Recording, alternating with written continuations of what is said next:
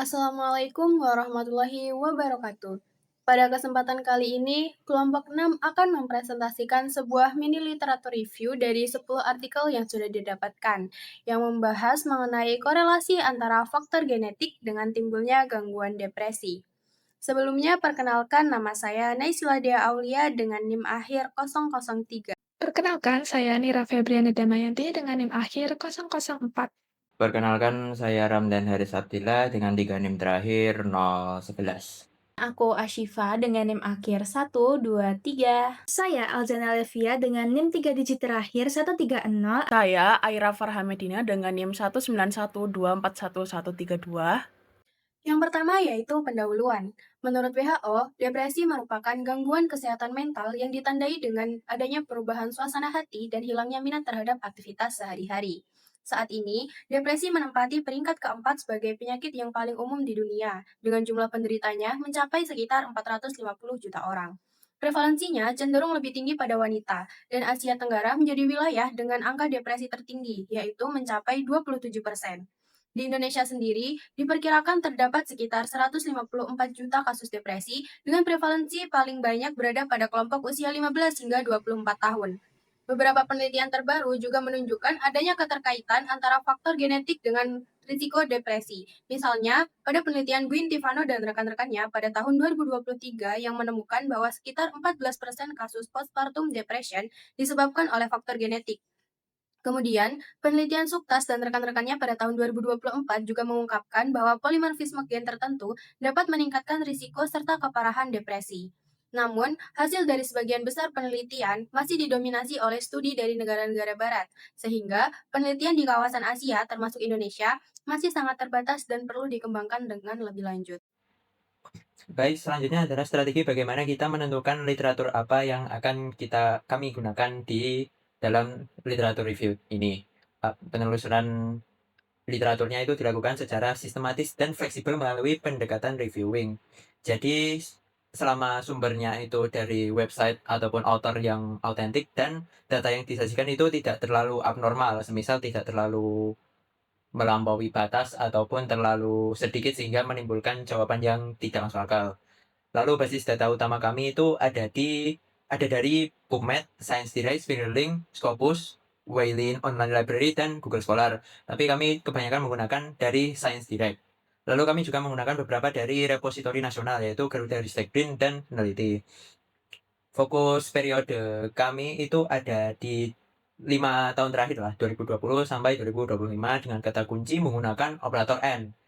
Semisal contohnya itu ada genetics and depression, seperti itu kalau kita melakukan pencarian. Lalu ada juga sumber tambahan seperti kebijakan, lalu ada buku akademik dan teori-teori klasik yang kami sisipkan sedikit lah di literatur review-nya. Lalu kami evaluasi lagi setelah menemukan semua itu dari banyak basis data utama, kami evaluasi lagi berdasarkan relevansi dengan topik utama, kredibilitasnya seperti yang saya sebutkan tadi di poin pertama, dan kontribusi teoritis untuk sintesis mini literature review yang komprehensif seperti itu.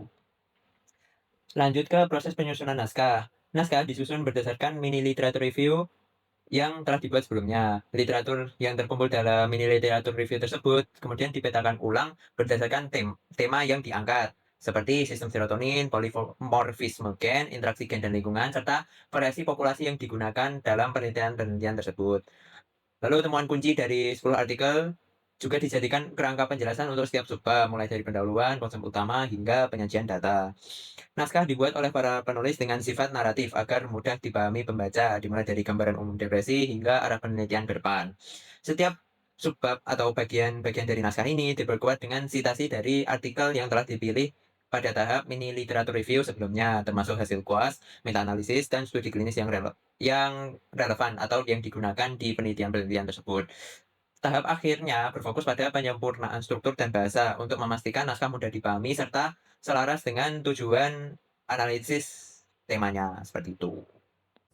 Oke, jadi tesis atau problem statement dari studi kami yang pertama, di sini ada depresi itu merupakan gangguan mental yang kompleks. Jadi tidak hanya dari aspek psikologis, tapi juga bisa dilihat dari aspek biologis, aspek sosial, dan juga aspek genetik.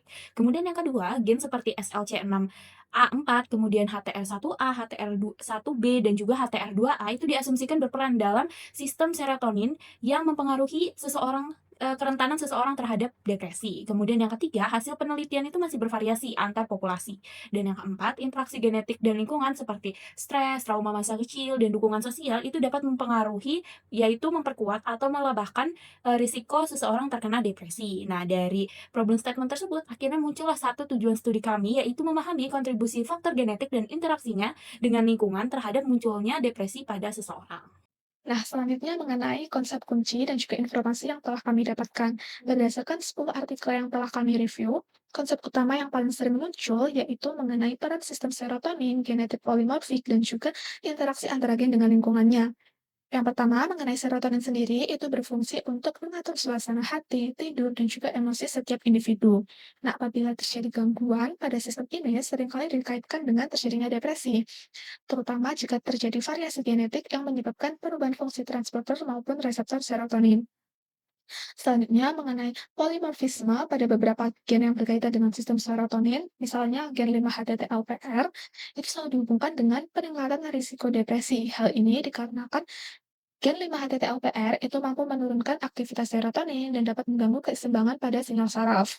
Nah, selain faktor genetik tersebut, literatur yang kami baca itu juga menyoroti pentingnya interaksi antara gen dengan lingkungan sekitarnya, di mana predisposisi genetik seseorang itu dapat diperkuat ataupun diperlemah oleh adanya faktor eksternal, misalnya stres, kemudian trauma masa kecil, dan juga dukungan sosial dari lingkungannya. Nah, inti dari konsep kunci dan juga informasi yang telah kami dapatkan bahwa depresi dapat diartikan sebagai kombinasi antara kerentanan genetik dan juga pengaruh lingkungan psikososial yang secara bersama-sama kemudian menentukan tingkat risiko dan juga manifestasi klinis pada gangguan depresi. Nah, depresi itu kan merupakan salah satu gangguan mental yang paling sering ditemukan dan menjadi penyebab utama disabilitas global. Berdasarkan 10 literatur yang telah kami kaji, depresi itu tidak hanya dipengaruhi oleh faktor psikologis dan sosial saja, tetapi juga dipengaruhi oleh faktor genetik. Beberapa gen yang sering dikaitkan dengan depresi antara lain ada gen SLC6A4, gen HTR1A, gen HTR1B, dan ada gen HTR2A yang berperan dalam sistem serotonin untuk mengatur suasana hati dan respon terhadap stres. Penelitian dilakukan di berbagai wilayah seperti Eropa, Amerika, hingga Asia dengan metode analisis genotip dan uji korelasi. Hasilnya menunjukkan bahwa interaksi antara faktor genetik dan lingkungan menjadi kunci dalam memahami variasi risiko depresi di setiap populasi. Selanjutnya adalah metode penelitian. Metode penelitian yang digunakan oleh kelompok kami adalah dengan mengkaji literatur yang umumnya menggunakan pendekatan kuantitatif dengan desain penelitian observasional, terutama analitik korelasional, serta beberapa desain cross-sectional dan case control. Penelitian-penelitian yang kami kaji ini menilai hubungan variasi genetik seperti pada gen SLC6A4, HTR1A, HTR1B, dan lain sebagainya yang memiliki risiko atau gejala depresi. Data genetik dikumpulkan melalui teknik PCR atau genotyping microarray, sedangkan data psikologis diperoleh dari instrumen seperti BDI, HAMD, dan PHQ-9. Adapun beberapa studi dilengkapi dengan wawancara klinis berbasis DSM-5. Selanjutnya, analisis yang digunakan meliputi uji Chi-square, t-test, ANOVA, regresi logistik, dan model multivariat, termasuk analisis interaksi antar gen dan lingkungan. Secara keseluruhan, pendekatan kuantitatif berbasis genetik molekuler dan analisis korelasional menjadi metode yang paling dominan dalam mengkaji hubungan faktor antara genetik dan depresi. Next, pada bagian penyajian dan interpretasi data, dari 10 jurnal artikel yang telah kami kaji, ditemukan bahwa genetik memiliki kontribusi sebesar 30-40% terhadap risiko depresi. Beberapa gen seperti SLC6A4 dan BDNF memengaruhi sistem neurotransmitter, terutama dalam pengaturan kadar serotonin dan respons stres.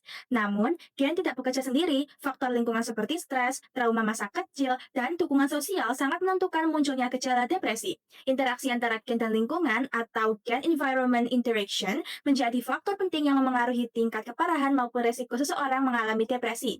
Jadi, depresi muncul karena kombinasi antara kerentanan genetik dan pengalaman hidup, di mana gen hanya menentukan dasar resikonya, sedangkan lingkungan berperan besar dalam memicu manifestasinya.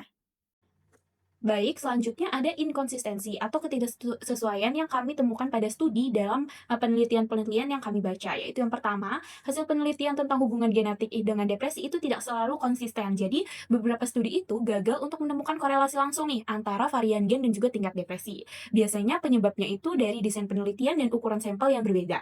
Kemudian, latar belakang etnis itu juga sangat mempengaruhi, seperti ditemukan bahwa gen SLC64 itu berhubungan dengan depresi di Eropa, tapi tidak selalu berhubungan dengan gen di Asia. Kemudian yang terakhir, efek genetik itu cenderung tampak bila disertai dengan stres yang kronis dan juga sulit dipisahkan atau pasti nyambung dengan faktor-faktor lingkungan yang sudah dijelaskan di awal tadi. Oke, jadi di sini saya akan menjelaskan tentang kaitan antara genetik dan juga lingkungan. Tadi dijelaskan bahwa lingkungan itu tidak bisa lepas ya dari pengaruh depresi, di mana hal ini terlihat dari beberapa penelitian yang mengatakan bahwa pengaruh genetik itu dianggap sebagai predisposisi atau bukan faktor utama penyebab seseorang depresi. Yang mana faktor sosial itu dinilai lebih dominan nih mempengaruhi mengapa seseorang itu bisa depresi. Contohnya, karena kehilangan, karena adanya tekanan, kemudian karena adanya stres dan kurangnya dukungan emosional terhadap seseorang. Oleh karena itu, diperlukan pendekatan secara komprehensif, yaitu memadukan antara interaksi gen dan juga interaksi lingkungan, sehingga hasil penelitian itu lebih akurat dan juga representatif terhadap berbagai populasi. Selanjutnya, mengenai arah penelitian selanjutnya. Di sini, penulis merekomendasikan beberapa hal. Yang pertama yaitu supaya penelitian selanjutnya dapat dilakukan dengan menggunakan pendekatan multidisipliner, yaitu dengan menggabungkan bidang epidemiologi, psikiatri sosial, genetika, ilmu budaya, dan juga bidang lainnya yang relevan. Kemudian yang kedua yaitu kajian lanjutan diharapkan dapat menguji secara empiris hubungan antara faktor biologi, sosial, dan budaya yang berhubungan terhadap depresi.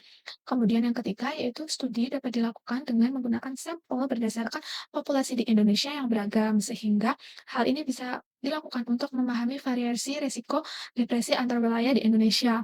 Kemudian yang terakhir yaitu pentingnya pembuatan kebijakan kesehatan mental berbasis bukti. Hal ini diharapkan dapat membantu dalam mempertimbangkan karakteristik sosiokultural masyarakat di Indonesia, serta membantu dalam pencegahan dan juga mitigasi depresi sebagai salah satu masalah kesehatan tidak menular yang terus meningkat di tengah perubahan sosial yang cepat. Sekian presentasi dari kelompok 6. Mohon maaf apabila ada salah kata. Terima kasih atas perhatiannya dan wassalamualaikum warahmatullahi wabarakatuh.